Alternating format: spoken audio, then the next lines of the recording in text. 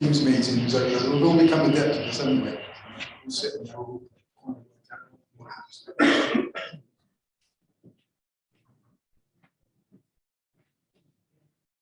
Zoran, can you hear us? Yes, I can hear you. Hello. Zoran, fantastic. I've just briefly introduced you, Zoran, as being from Interpol, working there in bioterrorism. We have an online audience, but we also have 50 or 60 people here at the University of West London.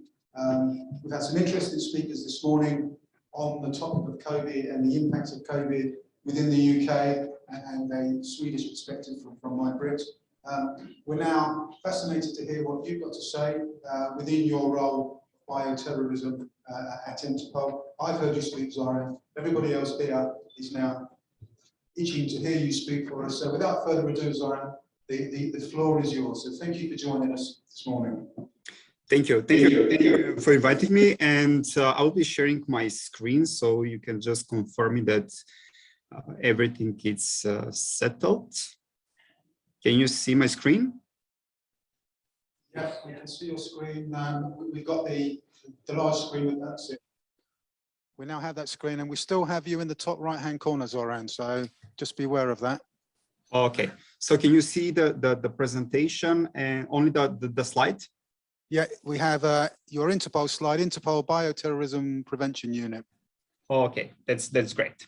So first of all, thank you very much for your invitation, and I'm very glad that you invited me for this conference, and you're really touching the interesting topic, what this pandemic actually done in the past period, and what was the influence in our life, in the security, and in our future, and what is our next reality.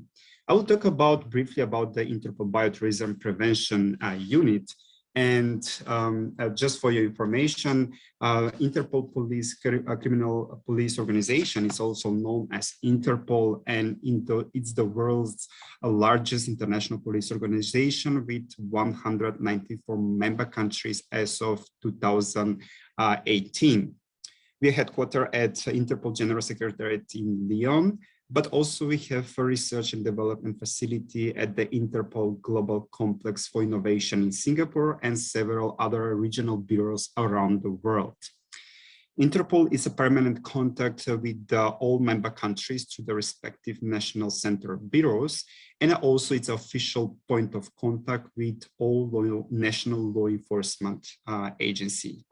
We also offer member countries a range of police capabilities to support and enhance their transnational investigation. Just to give you a brief overview where we are located, the Bioterrorism Prevention Unit, or BTPU in short, is a part of Chemical, Biological, Radiological, and Nuclear Explosive Subdirectorate, which falls under the big umbrella of our Counterterrorism Directorate. Briefly, just for your information, Interpol Bioterrorism Prevention mandate is to support Interpol's global law enforcement community through an interagency approach to execute duties related to prevention, preparedness, and respond to biological incidents, in particular, the misuse of biological agents by non-state actors. So we are operating, and our work is concentrated around 4 pillars. And you can see on the slide, those 4 pillars are police data management, analysis, global network access, and specialized expertise. Just to give you a short overview about those 4 pillars, the police data management is a mainly case that countries share information on biological threats with the selected partners, which likely does not capture a complete global snapshot of the threat. So that's why we are here to provide this global perspective, and BTPU is to leverage the Interpol's core tools and services to collect and manage biological incident-based data and personal data, including the biometrics, related to individuals and their networks involved in the illicit acquisition, manufacturing, and use of biological materials and dual-use equipment. In the pillar of analysis, we are given a dynamic nature of the global biological threat, constant analysis of incoming data, And of course, BTPO is conducting a frequent analysis of Interpol databases, criminal analysis files, and national capability assessment to produce Interpol notices and diffusions, as well as strategic strategic and operational intelligence products. These are then provided to Interpol's global law enforcement community to support the national law enforcement action, especially when it comes to tackling with the biological incidents. The third pillar is about the global network access, and that at the national, regional, and international level. Effective biosecurity is shared responsibility. And with the law enforcement as a key stakeholder and interagency approach, in particular, send health services and other stakeholders informed that may be helpful for law enforcement to conduct its duties and vice versa. Therefore, Bioterrorism Prevention Unit provides the law enforcement community which has an access to extended network through its work. In the last pillar, where I will talk about more later about what kind of activities that we are conducting, just a few words about this. Given the unique nature of the biological threat, law enforcement agency must be specially trained and equipped in order to prevent, prepare, and or to respond to incidents in a safe and secure manner. That's why, together with the external experts from a range of disciplines and professional backgrounds, provides the specialized expertise to build this capacity to train and to conduct cross-border information sharing, engaging the investigation, and also to support the law enforcement objectives in a compliance with the international best practices. Bioterrorism Prevention Unit further leverage is specialized expertise to provide operational and investigate support to member countries when it's needed. And also it includes a deployment of the Interpol personnel on the request of the member countries that when there is some incident, they could ask for the support, and this investigation team or the support team will be deployed there and support its operation.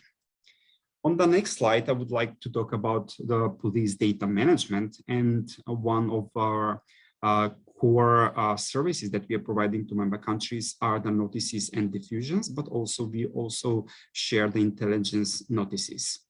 The third bullet point is our Interpol biological incident platform, which is under creation, and I will talk about on the next slide, where you can see that currently our unit is working to establish this biological incident analysis platform, and where this platform will collate all data that coming from the big data provider, open source data, institutional partners, and member countries. Then all those data will be analyzed by the Intel cell in our unit, and then we could issue an early warning notification, and also providing to our member countries and the national law enforcement agency a data visualization in regards to biological incidents.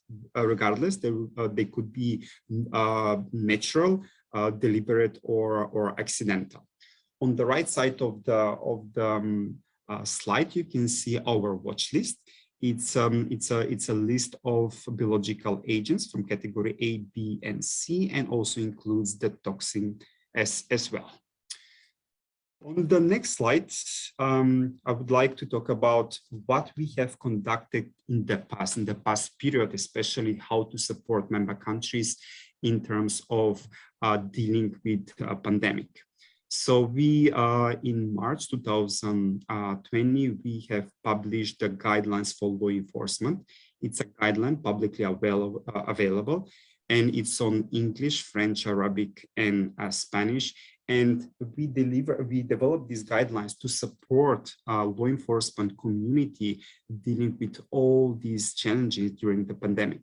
Also, as a unit, we also organize a series of webinars that we conducted in the different regions and also around the globe, and providing a specialized specialized posters that give them a clear SOP and SOIs in terms of how they could in a safety manner conduct the investigation or deal with the investigation. Also, on the other part of the slide, you can see the reports that were published, especially the analytical report, and all crimes that were captured in this period, and what was the reason of having the impact of a pandemic on the crime area. This report is restricted, but the rest of the guidelines are publicly available. And after the presentation, I could send to Karen and could share with the participants. On the next slide, I would like to talk about specialized expertise that we are possessing in our unit, and I will talk about the expertise that generally it's crafted on the prevention, preparedness, and response. So, Bioterrorism Prevention Unit generally crafts the program strengthening the country's capacity in 3 areas, which I already mentioned: prevention, preparedness, and response against the bioterrorism. So, to identify the areas of future development, we mainly focus on information sharing, raising awareness, risk assessment, and strategic planning, responding to natural outbreaks, as well as keeping an update on the technology for the criminal purposes. So I will go one by one to explain about what we have conducted as a training in an area of the prevention. On this slide, you can see the Project Pandora that we conducted. This is Darknet investigation training course, which equips law enforcement officials and cybercrime officials with the necessary skills, software, and procedures how safely and securely to access to Darknet, to investigate, navigate, and intercept the communication on Darknet, and also to recognize the intention of the non-state actors to do illicit trade on biological materials and dual-use equipment. This project also, it's a global recognized project that, as I already mentioned, it's a unique activity that we have developed and we deliver as a training to our member countries. On the next slide, the preparedness, I will talk about Project Biosafe, which is a project who is concentrating on the biosafety and biosecurity capabilities to ensure the sustainability of the member countries in this part, making sure that we are capturing the biocrime and bioterrorism preparedness, developing the national strategies to the outbreaks and pandemics, and multi-agency coordination. On the next slide, I would like to talk about the response. And the response, we have the Project Vector and Project Rhino, which is those two trainings are concentrated in terms of training expertise of the operational excellence, how to collect the samples and leading the chain of custody. And the Project Rhino is about the response capability, hazard assessment, identification control, and national coordination. So these are the 3 elements that I would like to mention here, and also making sure that when there is a request from the member countries, we could always support and send expertise on the ground, making sure that we could support member countries when it comes to the biological incident, whatever it will be natural, deliberate, or accidental. So that's why in this part, we are very keen of having a good partnership with all the stakeholders that are relevant in our work of play work, especially having a lot of international stakeholders like World Health Organization, World Customs Organization, NATO. Then we have the FBI, Sandian National Laboratories, French Police, CDC, UNODC, and the rest of the stakeholders that play a key role in the biosecurity. Few words about the international partnership. It's about training and the project that we are currently doing, especially enhancing the health services and the law enforcement cooperation. then building the resilience against agroterrorism and agrocrime. And the last activity that will be conducted later this week, it's in a partnership with the World Customs Organization. It's a training about the dual-use material awareness workshop for law enforcement and border police. Going further, I also would like to stress the trainings and the products and publication that we are providing from our side, especially the guidelines that we are providing. It's a Bioterrorism incident pre-planning and response guide, and the other guideline, that operational guideline that we provided is investigating biological and chemical terrorism on Darknet, and as I previously mentioned, the Interpol watch list that we are having. Also, we have some training videos that are shown here. It's a training video about biological crime scene training video, putting on and putting off the personal protective equipment, and of course having a short and basic video on biosafety. So with that, I would like to thank you for all your attention. I hope that I captured the time frame that you devoted for my session. In a nutshell, this was the mandate from Bioterrorism Prevention Unit, and I'm available for your questions. Thank you very much.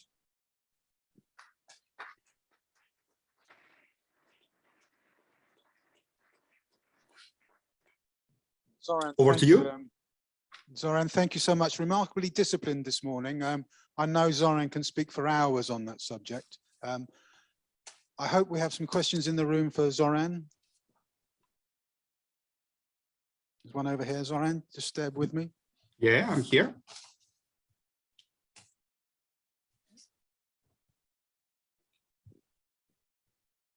Can you hear me?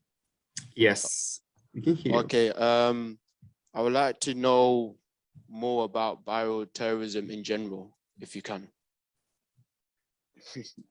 Can you specify in which part you would like to know about the bioterrorism? You have 5 minutes to tell us everything, Zoran. This is a test for you. So in all honesty, I think, you know, we are lay people here without any knowledge of the detail. So can you just give us an overview of what in your mind and in Interpol's mind bioterrorism is and the potential risks that we're now all facing? Yes, I can definitely provide you a short overview on the bioterrorism and what are the actions that could be classified as a bioterrorism. So any misuse of biological materials, whatever it's a bacteria, virus, or toxin by non-state actors or lone actors to cause any harm on human, plants, or animal is classified as a bioterrorism. So bioterrorism as a nature has a unique approach. This kind of unique approach requires a lot of preparation, especially in terms of multi-agency approach, building the capacity to respond to biological incident, and of course, making sure that all the steps that are taken during the response, the people that are responding are safe and they are not exposed on any risk. So going back to the bioterrorism, also I would like to stress that each member country or each national in charge institution is doing the risk assessment in terms of biothreats. Those biothreats are flagged with the indicators, especially for the country characteristics, making sure that they are very well evaluated, making sure assessing the level of the vulnerability of the critical infrastructure, and of course, on the other hand, having the vulnerability and the probability. This risk will give the clear picture in terms of the bioterrorism threats on the national level.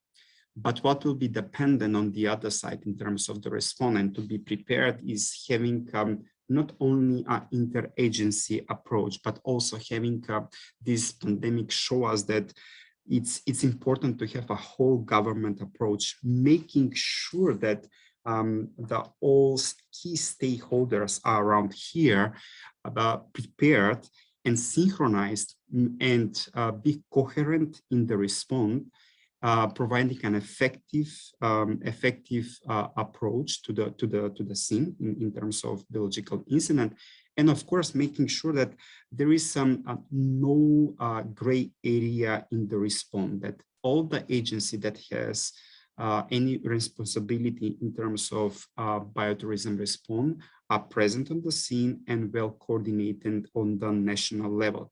So in a nutshell, this is my explanation to you in regards to bioterrorism, what are the biological threats and the risk, and what is dependent on the other side of being prepared and respond to biological incidents. Over to you. Well, I'm not going to follow that, Zoran. Thank you. We have another question at the back of the room here.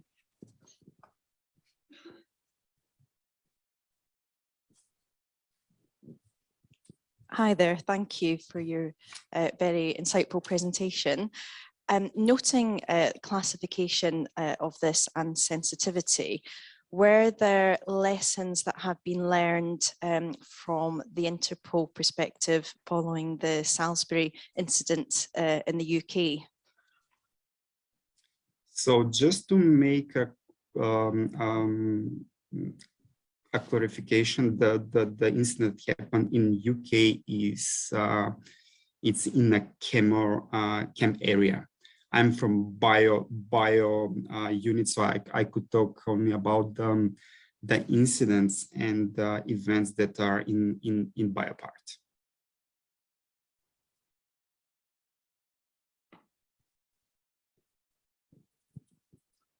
Over to you. So the answer was no. Thank you, Zoran. Any more questions for Zoran? Can we look at the last question came up on the chat, I think. Can you pick that up in the IT room up there? Can you just put the question back again? There was one on the chat, Zoran. I don't know whether you... Do we have a contingency plan for NCB? It was asked by Dr. Musaid Al-Jaran from Kuwait. So having a contingency plan, it's a national responsibility, and I believe it's a part of the national action plan responding to cyber incidents. So having a contingency plan on the national level, it's a national responsibility, as I said, making sure that all areas of cyber threats are covered, including the chemical, biological, radiological, nuclear, and explosives. And on top of this, as additional layer in this national action plan, the natural disaster response should be included as well. So going directly to the answer of this question, the answer is yes. Thank you. So that's one yes, one no. Thanks a lot. You get your thanks there from Kuwait. Any other questions for Zoran in the room? Oh, you're allowed to ask questions, Rod. It's your conference. Thank you, Zoran. A great presentation. What I wanted to ask was, thinking about the presentations we had earlier around the UK preparedness for the pandemic and how tested our resilience capability was by the pandemic. How well prepared do you think the world is to the sorts of issues that your unit is set up to deal with?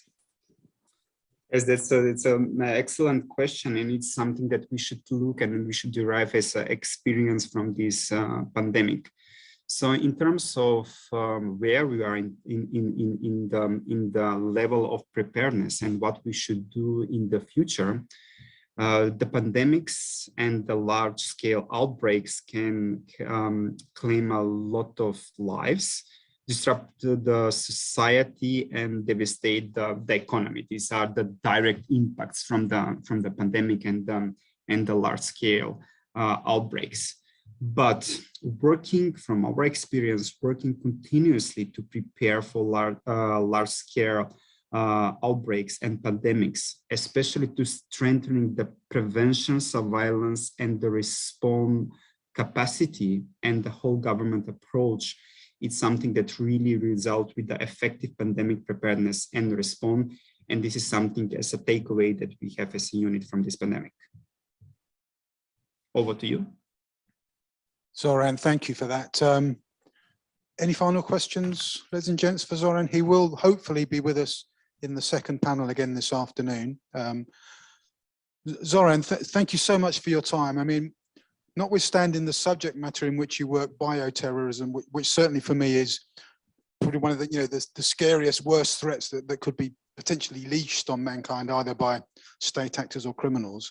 But the reassuring bit for me is, as you were going through your presentation there, it chimed with our speakers earlier on, and it chimed with certainly my knowledge of policing. You were talking about coordination, partnerships, relationships, planning, resilience, all of the things that I think certainly the UK policing and other government partners are good at. So hopefully, with people like you working in the background with Interpol, with the work of police forces here and around the world and our online audience, hopefully we'll have learned some of the lessons from COVID and be better placed for it. So Zoran, thank you so much for your time this morning. Hopefully we'll see you again this afternoon. But I know the audience here were fascinated with you, and I'm just amazed you managed to get that subject over in such a short and erudite time, Zoran. Always a pleasure listening to you, and again, thank you so much for joining us this morning. So Zoran SANDEV, thank you. Thank you very much for inviting me, and I hope that I capture in this time frame, in the short time frame, what we are doing and providing a flavor in terms of our training activities. And I would like to ensure that I will be with you in the afternoon session during the panel discussion. Zoran, you're always welcome. Thank you so much. Thank you.